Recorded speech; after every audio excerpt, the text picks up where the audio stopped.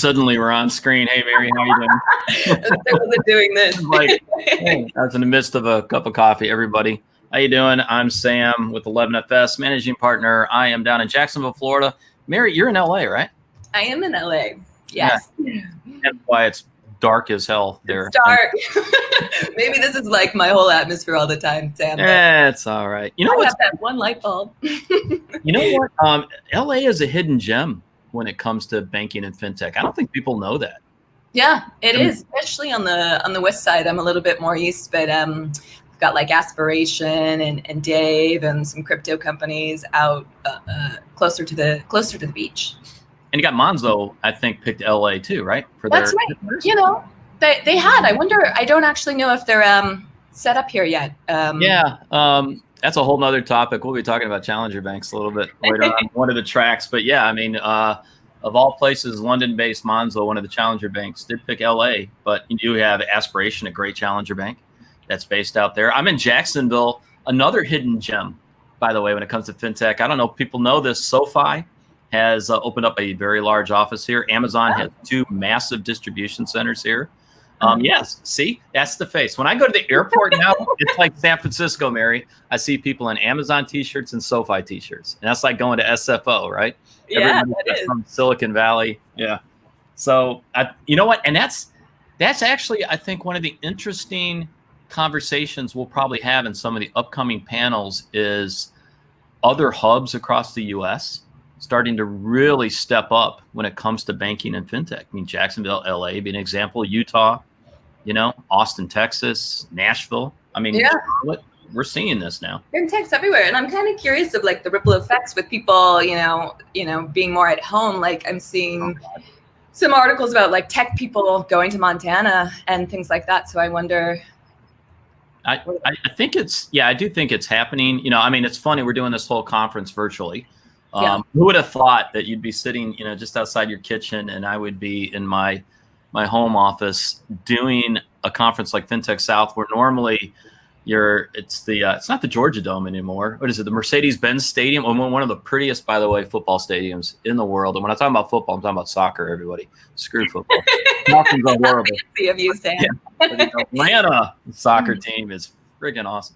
No, it's a beautiful stadium, and I mean, normally this conference is held, you know, down on the field, and here we are. Thank you, COVID. Live from. I'm sure your dog is running around somewhere. What's the name of your dog? Benedict Multipoo is licking my feet right now, and I'm trying not to like be distracted. And you know what? And that phased absolutely nobody watching this, because this has been our lives now since, you know, March. I'm sure. When's the last time you flew, Mary? Just out of curiosity. You know, I did fly once. I flew, when was that? August? So where'd you go? Michigan. So home. Our mutual, my family is in Michigan. So I did that one trip. Wow. I'm somebody who, as I think those that know me know, I fly every week normally. I mean, I'm on a plane going somewhere in the US or over to Europe or Asia. And I haven't been on a plane since the end of February. I was going to ask you, yeah, that's the last time I went to the MX conference in Sundance in Utah, and that's it. Haven't been on a plane since. So, as a consultant for the banking industry, think about that. Mm-hmm. That's amazing to me. That tells you how much the world has changed. Are you enjoying that? I mean, not having to get on a plane, or no? I'm bored as hell. Can I recommend roller skating? That's what I looked at. Oh, old school roller skates or inline? Old school. Yeah. Oh wow. See, folks, you never know what you can get at Fintech South. There's the recommendation. All right, we've got 3 tracks that are going to be kicking off, and I'd love to get your feedback on some of these. We've got the small business economy, the banking revolution, and growing and protecting wealth. And I'd like to start with the small biz economy, because personally, I think that's an area that is when you talk about what COVID has done and has impacted. I think small business in the U.S. has been devastated. Personally, yes. I saw a stat yesterday, and I really want to research this. There's a marketing site called Wombly. Do you know them? Wombly.com? I don't know that one.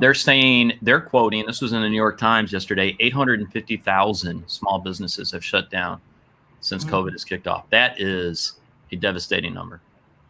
I mean, that's ridiculous. We've seen, you know, the PPP program come out to try to rescue these. I know that the impact to small businesses has also been disproportionate when it comes across racial lines. I know the Black community in particular has been devastated when it comes to small business. So if there was every area that needed focus, even pre-COVID, though, I would argue I don't think fintech focused on small business enough. No, you started to see you started to hear about more things, but it was definitely not center stage. So it started to feel like it was coming. I know Jacob from Joblin had been doing reports on it, and there's a handful of startups, but definitely the sleepier area pre-pandemic. And I echo your sentiments. I mean, it's definitely especially needed right now. Yeah, it's interesting that probably the most successful fintech company in that space arguably is Brex, which is 2 kids from Brazil. Oh, yeah. I like that, Sam. Yeah. 2 bored kids from Brazil who sold a startup, did well, went to Stanford, joined Y Combinator, and said, what the hell, let's start a company. So that's Brex, everybody, in a nutshell. Then we have the banking revolution. I swear to God, this could be a track at every panel going back to about 1865. However, it's one that I think, especially with COVID going on and coming out of the market crash of 2008 and where we're at now, I think is an incredibly irrelevant topic. And I think, I mean, again, everything is so different right now. Consumer patterns, behavior patterns are, whatever you were doing before, you're probably not doing now. And so I think the stakes are even higher for banks, having to be more digital. And it's something that, of course, it's been talked about for a very long time, but now it's a super pressure moment for the industry. Yeah, I get the chance to talk to 3 of the challenger banks, Bank Mobile, Current, and Borrow Money. And it'll be an interesting conversation because when we think about digital banking, we've talked a lot about, oh God, I'm going to say the word millennials. But when you think about, I'll say millennials, I'll get it out there again, but even Gen X, you take your pick. We've gone through 2 once in a lifetime events with 2008, now the COVID economy. So to think that another one's not going to happen in 2022 at this rate would be foolish, So if ever we needed a banking revolution, Jesus, we need it now. And then the last one. What? The last one's growing and protecting wealth. Oh my God, yes. To the topic I just talked about. Oh, I didn't check the market today. I don't know if it's up or down. I'm scared to go out and look. I haven't looked either. It depends if there's been any tweets today that I absolutely kill it. I do think wealth management, what that means has changed considerably, though. In the past, this would have been, private firms and how are you doing on wealth? How are you doing that? And now we have to look across generationally. How do I start working with you in wealth management when you're 18 years old? Mm-hmm. I think that's the imperative. And I think that's where we're at with digital now. Yeah. But I'm just thinking about it for myself. I'd be like totally overwhelmed as an 18-year-old. I'd be hi, I am, do I have a savings account? You know what I mean? That's definitely a hard thing. Yeah. It's interesting. I think, I have 4 kids. My 3rd oldest has just started college. You want to know where she banks? You'll die laughing. Take a guess. JP Morgan. Are you shocked? I'm not. What? JP Morgan Chase. No, I'm not. Me either. Anybody be surprised? We'll talk about that quite a bit. And now, trust me, she has Square Cash and Credit Karma and, Venmo on her phone. But the reality is, and we'll talk about that concept of a deposit hotel in some of these tracks. And just like that, we ate up 10 minutes, everybody. I'm so proud of Mary and I. This is what we do. Especially you. Well done, Sam. We fill up time. Folks, you got great tracks coming up. It's going to be a fun-filled morning, I do think. You've got great people that are doing this. Folks like Mary, you got Ian Carr. Ian Carr. Oh, my God, everybody. Saddle up. Get ready for that one. And myself. So we're looking forward to it. Enjoy the tracks, and we'll see you in each of them. All right, so now we're getting into our session, Scott. Well, let me introduce Awesome. you. Nice kickoff. Yeah, nice kickoff. Thank you. Well, thanks to Sam. But we have Scott Zimmer from Truist, which is the SunTrust and BB&T, and you are the Executive Vice President of Enterprise Innovation and Experience Design Officers, as well as the Head of Venture Investing. So it's a delight to be able to chat with you. I know you guys have been up to lots of things. And we have. I know the audience is going to want to know what's going on with Truist, but before we get into some of the grittier details or the latest and greatest, I just wanted to set the stage a little bit. You know, what do we need to know about Truist right now? And yeah, what do we need to know about Truist right now, Scott? Well, so if anyone's tuning in, you're probably already aware. It was 2019. It was December of 2019 that we announced a merger of equals. And so BB&T, a long-standing institution, SunTrust, a long-standing institution, both have a lot of centricity in the southeast part of the U.S., but have national businesses aplenty. So you may have seen us in California as well in certain business lines. And right now at Truist, we're focused on the merger. We need to bring those two companies together. We've consolidated our headquarters, so we're moving into Charlotte, North Carolina, which is where I'm broadcasting live from. So hello from Charlotte. And as we look ahead, we're just excited, about the strength of having the combination. Two companies that have a lot of common culture, really common purpose and common mission from the start. So it feels like two siblings coming back together in many senses. And for Charlotte, it's a great thing. Charlotte's booming. It's a great place to be. There's a lot going on here as well. And so that's what we're in the middle of. One thing that may surprise the audience is in the Southeast, you'll see the conversion of our branches from the heritage brands to the new brand. It'll come in the next 12 months, but you'll start seeing it pop up more places than you'd imagine. In the top 20 MSAs we serve, we have a weighted deposit share of number 2. So if you kind of can get your head around, regionals shifting into a really powerful position, that's where we feel like we are, and it's an exciting look ahead. And what's also interesting is you, because you're not from BB&T or SunTrust, so you have an outsider point of view. What does that do for your role at Truist? What's the advantage of being from neither of the legacy banks? Yeah, it's awesome. It's an amazing thing. We were describing in the pre-show, a lot of us have found ourselves in banking, and who would have thought banking was so interesting? But it is a fascinating space. And I entered banking from Silicon Valley in 2002.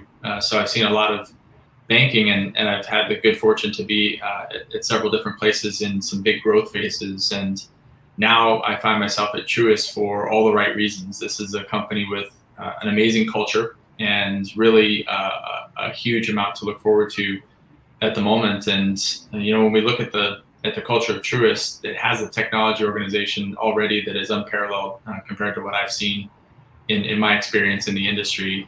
We've got leaders in the technology team who are both collaborative and creative, and that's a pretty special thing to say on the technology side of things. And then the other part of this company, which our clients know best, is we're famous for service. So if you grab someone on the street, this tends to be a combination of brands. BB&T and SunTrust are the types of brands where someone will say, I trust those guys. That's why I bank there. They always treat me with dignity, and I wouldn't want to be anywhere else. And so for me in my career, having seen several different places, I couldn't be happier, and get to bring a lot of what I've had the chance to do to Truist. And a place that's already great at several things, Truist is really starting to look at how do we innovate moving forward, how do we continue to put the client at the center of everything we do, but do so in a technology forward way. And so the background I have building and leading design teams, and with design thinking and service design, and also establishing innovation teams positions me to really establish an innovation culture and ensure that it spreads across the whole company, and that we do it with the client at the center of it all. And That last thing is very tricky, I know, at a bank to make innovation pervasive throughout. So I want to definitely drill into that. But before we do that, I want to go back to your comment about, the Truist branch, and it also leads me to the title of our session had touch in it, and yet we're in this like particularly bizarre time. What does touch look like? During a pandemic for a bank with branches. How do you see this evolving throughout however long this is going on for, and then after we have a cure? Yeah, so human touch is something we talk about a lot at Truist. We have a strategy or a rally cry that is T3, which is technology plus touch equals trust. And so through the combination of those two things, we'll continue to build trust with our clients moving forward. And when we say human touch, it's really interesting. It doesn't mean you have to have a human personally involved every time. What we've learned in interacting with our clients is what it means is you have to treat people in a way that feels like there's a personal touch involved. So that can translate into communications, that can translate into digital experiences. It really all is stemmed from a core culture of caring, and people feel that caring in interactions across all channels if it's there in the culture, and it is definitely something that's part of the core of who Truist is. So yeah, moving forward, we all have our expectations being, evolved dramatically. The big fast forward with COVID and how people have been treated by their various service providers through, from March till now has really made a mark on a lot of folks. And we're pretty proud of how our human touch came through, even when people weren't interacting with us in person. And looking forward to getting into a little bit more of that in this conversation.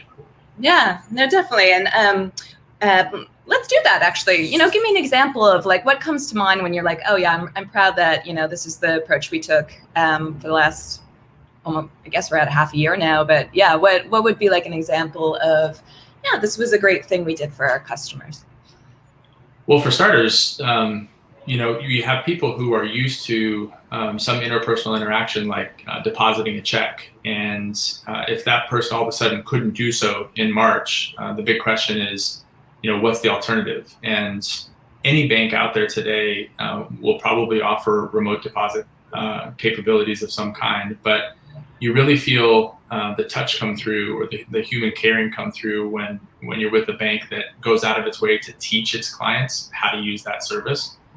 And for us, it really connected to purpose. So if you imagine, any bank is always ready to teach clients how to use alternate channels, but that often can feel self-serving in cases. But in this case, just imagine, somebody's grandfather, who takes his check in every single week. All of a sudden, he has a choice to make. If he tries to take his check into his branch, to deposit it through the drive-in or the ATM, he's actually risking a lot. And one of the things we've pushed hard on is, creating digital simulators that can help teach Grandpa how to do remote deposit capture, and making sure that if he called us, we had the care center agents trained and ready to help him work through those things, without a focus on some of the classic metrics that you might imagine, like average handle time and those types of things. And so clients feel it. They're proud to feel empowered and to be supported in adopting some of those new channels.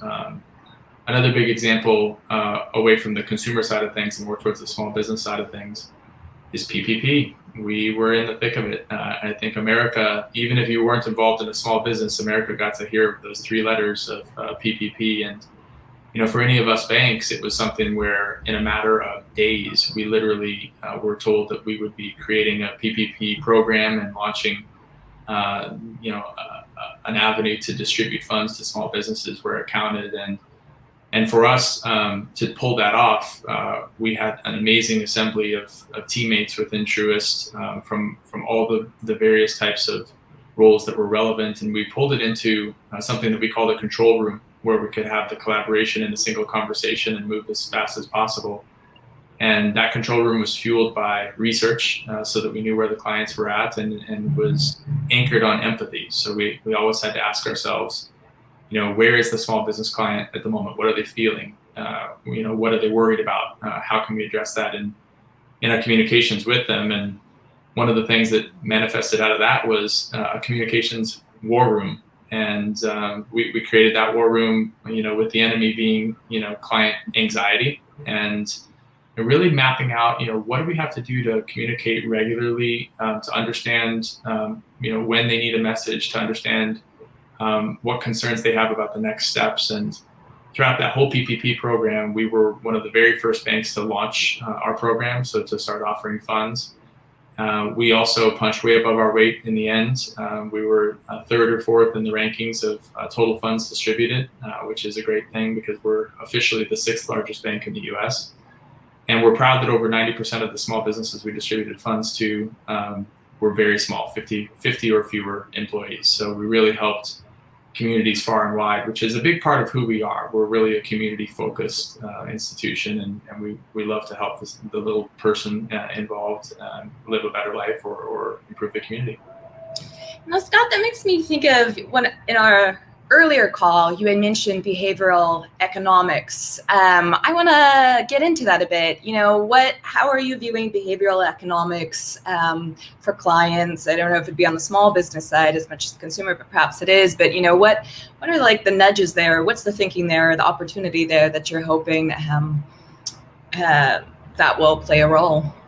Yeah, well, we're huge fans of behavioral economics, and for anyone out there who's not familiar with behavioral science, it is just the study of human psyche. And in the normal world of economics, you can predict market reactions to supply and demand, and in the world of behavioral economics, what you can predict is that people will respond irrationally. And so really getting into acknowledging that people are predictably irrational is what behavioral economics is all about. And for a bank to embrace that, I really feel is a unique thing. And that goes back before I arrived at Truist. It was already a big part of the culture. But what we're trying to do with behavioral economics is help our clients help themselves. So if we can understand how irrational behavior works, and if we can create experiences that respond to that irrational behavior so that they're able to make better choices for their financial livelihood, then they find through their interaction with us that they're doing better, and nothing cements a relationship like that. So it's a big part of what we're weaving into our digital experiences. It's always been a big part of what we weave into our personal touch experiences as well.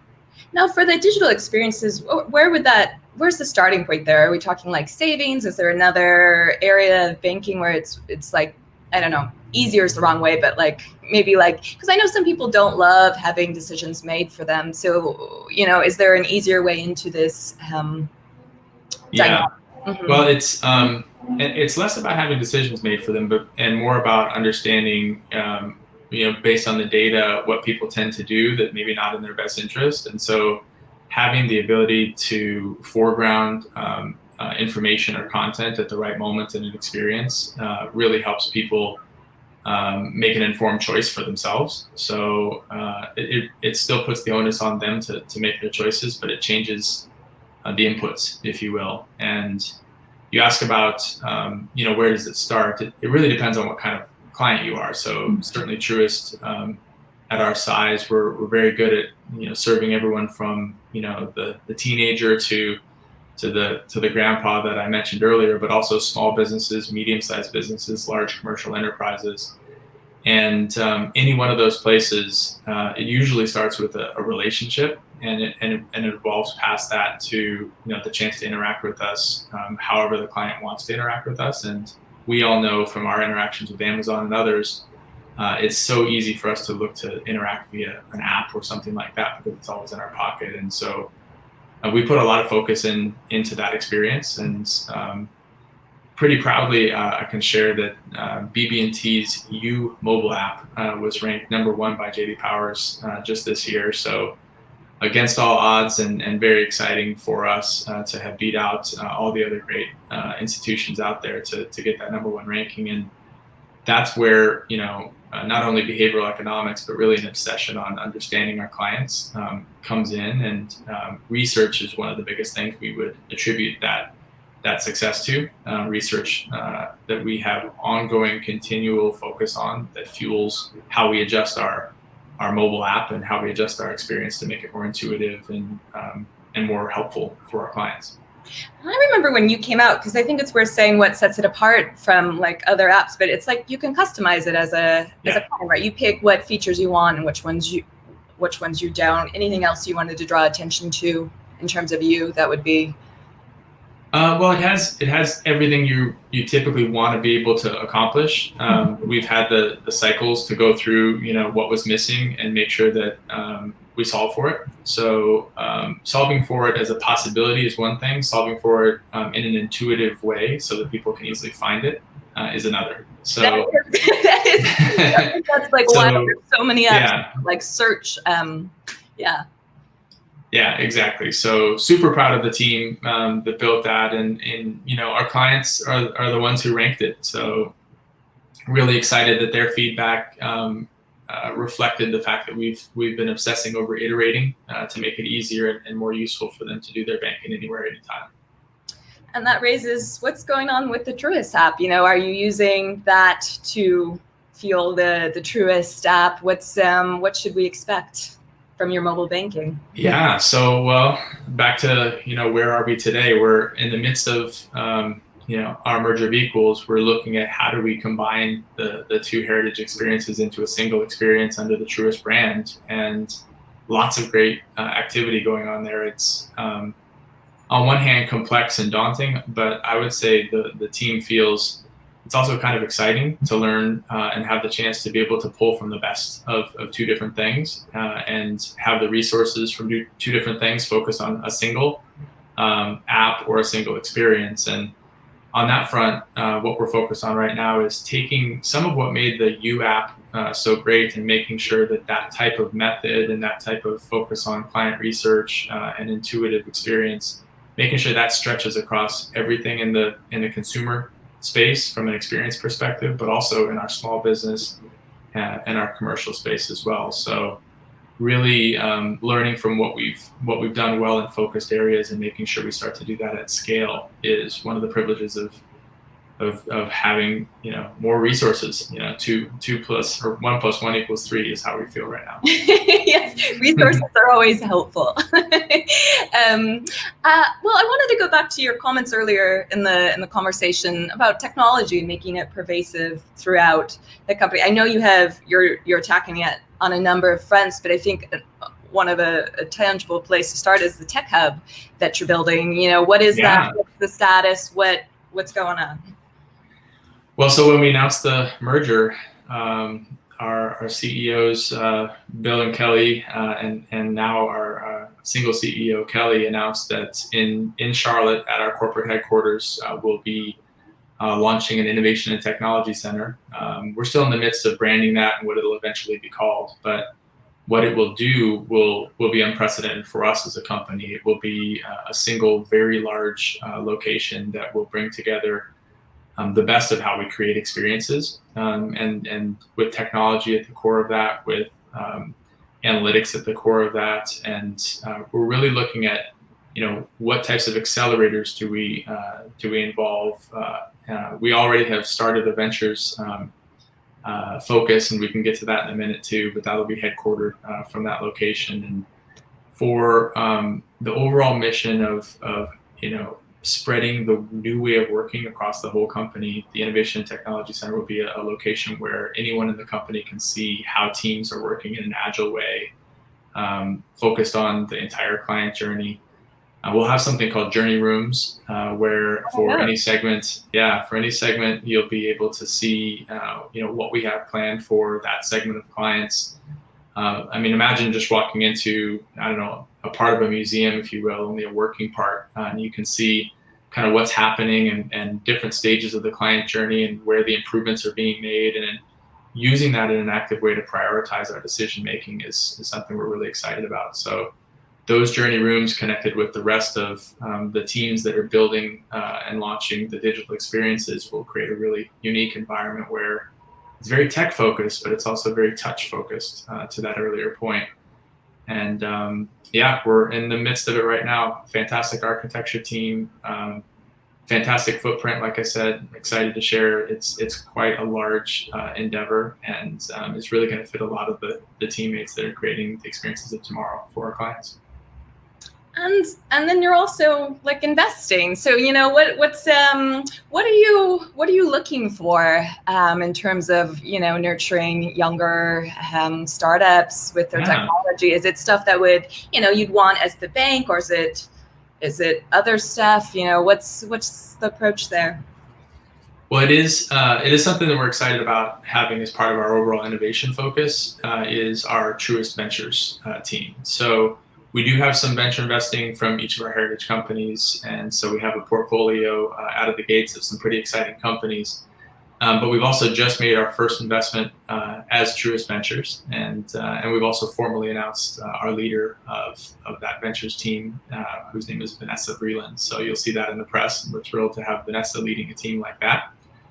On the ventures front, what are we seeking? It's an interesting thing to have a corporate venture capital fund, and so those have been in existence at places like Intel, for a few decades, but and many banks as well. But what we think is really unique is the ability to focus first and foremost on identifying technologies that we may be able to commercialize, and identifying technologies and management teams, more importantly, that we can learn from. And so on that frontier, we have a bit of a unique investment strategy, and digging into some of the areas that we think are most meaningful in creating better services for our clients moving forward is what we're focused on the venture side. And it's a terrific thing that the focus isn't as much for a venture capital fund that's out on its own. They have one focus, which is return. Absolutely has to be amazing returns. Much like in other parts of business, we find if you focus on what you're trying to do and doing right by the client, the return solves for itself. And so far, our returns have been fantastic. So we get to focus on commercialization and learning. Now, I know we're running low on time, so I want to give this. It's a bigger question, so I want to give you a few minutes, but we can add in another if not. But this is all like talking to the future, and I'm curious. What do you, Scott? What is the future of finance from your point of view? What could it look like? What are you hoping it will become? Yeah, it's interesting because the future of finance is being shaped by everything right now around us, and so for so long it's been shaped by banks. And if you look 50 years ago, the financial relationship between a client and its bank was always shaped by the bank. That's where bankers' hours came in, right? We adopted to the way banks did business. And what you see right now is the flip of that. Banks are adapting to the way clients live their lives. And so the future is banks getting better and better at that, and finding a way to weave into their internal teams more of the type of talent that can understand how people are living and understand how to create services that help them live better, or businesses, how businesses are doing business, and create services to help them do business better, if you will, which really repositions banking a little bit more broadly. Banks are in a good position to offer services that complement, the classic deposits and loans and those types of things. And we need to. The whole point of Fintech is, the amount of innovation that is possible now in our software era is amazing. And so credit to all the innovators out there and all the entrepreneurs out there who say, hey, with a little bit of code and a little bit of design, I can invent, something that helps people make a better decision, or something that invents people or helps people, manage their financial livelihood a little bit better. Well, banks are really well positioned to do that as well. And so I think you'll see a combination of banks plus partners continuing to obsess on how to help people, and the metric in the future won't be the same as in the past. It won't be as much on profitability per client as it will be on happiness per client, or how are we actually helping a client live a better life, because once you do that, the rest of it solves for itself. The client looks first to the institution they trust to extend the relationship and to buy more products and services. So that's a huge transformation. This is why I love the industry. It's a big existential crisis. Amazing, yeah. Yeah. Well, Scott, I know we're counting down the seconds to when we end. Is there any final thought or anything you wanted to tell attendees? I just want to give credit to everyone out there who's pushing hard to invent a bold future, and to those who are looking to partner with banks or work with banks, look for banks that are nimble and that are interested in a win-win between clients and the bank, or between partners in the bank, because there's a lot of opportunity out there for all of us. Well, thanks so much, Scott. It's been a delight to chat with you. Thank you. It's been great.